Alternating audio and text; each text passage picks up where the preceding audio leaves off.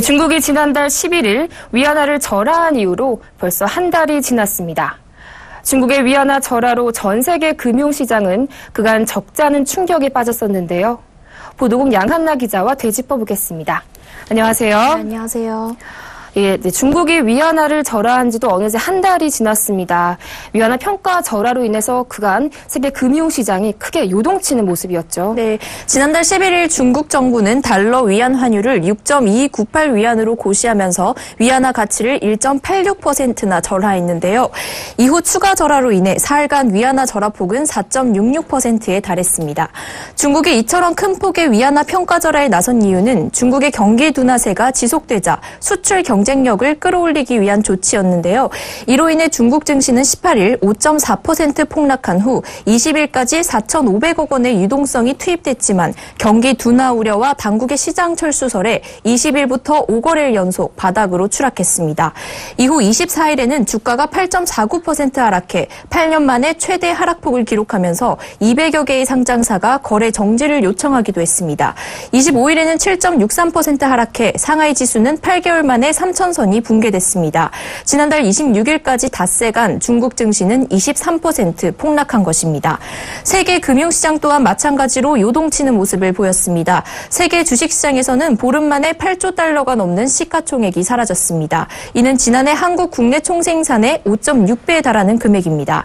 위안화 절하 이후 한 달간 시장 정보업체 마르키트가 집계한 국가대표 지수 37개 중 그리스와 아르헨티나를 뺀 나머지 35개 지수가 모두 마이너스 수익률을 보였습니다.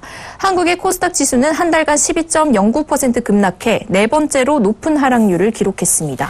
네, 그런데 이 위안화가 평가 절하한 지도 사실 한 달이 지났지 않습니까? 네. 그런데도 이 세계 금융시장의 불안감은 여전한 것 같습니다. 네, 중국의 경기 둔화세가 여전히 지속되고 있기 때문입니다. 세계 경제가 세 번째 디플레이션 위기에 접어드는 것이 아니냐는 지적도 나오고 있습니다. 여기에 미국 연방준비제도의 금리 인상 가능성까지 보태 시장의 불확실성은 더욱 커지고 있습니다.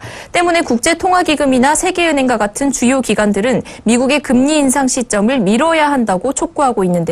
카오시크 바수 세계은행 수석연구원은 중국 위안화 평가 절하 이후 생긴 세계 금융시장의 동요와 함께 미국 금리 인상으로 신흥국 시장이 자본 유출 공포에 빠질 것이라고 강조했습니다. 네, 또 우리 한국 주식시장에 미친 파장도 만만치 않았죠? 네, 그렇습니다. 위안화 절하 이후로 한 달간 아시아 신흥국 중에서도 한국의 주식시장에서 가장 많은 자금이 빠져나갔습니다. 한국의 코스닥 지수 하락률과 부도 위험 상승 정도도 세계 주요국 중 최상위권을 기록했습니다. 블룸버그에 따르면 중국이 위안화를 절하한 11일 이후 21거래일 동안 한국 주식시장에서 외국인은 41억 7,333만 달러를 순매도했습니다. 지난달 24일에는 외국인의 순매도액이 6억 2천만 달러로 올 들어 최고치를 기록하기도 했습니다. 이처럼 외국인이 한국 주식을 대거 팔아치우자 코스닥 지수는 한 달간 12.09% 급락했습니다.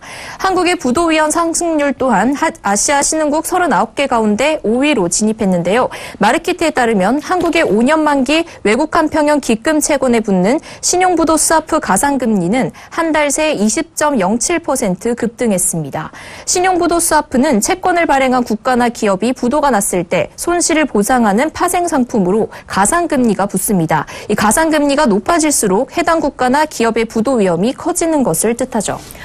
네, 지금까지 중국의 위안화 절하로 요동친 세계 금융시장에 대해서 보도국 양한나 기자와 함께했습니다. 오늘 말씀 잘 들었습니다. 고맙습니다. 네, 감사합니다.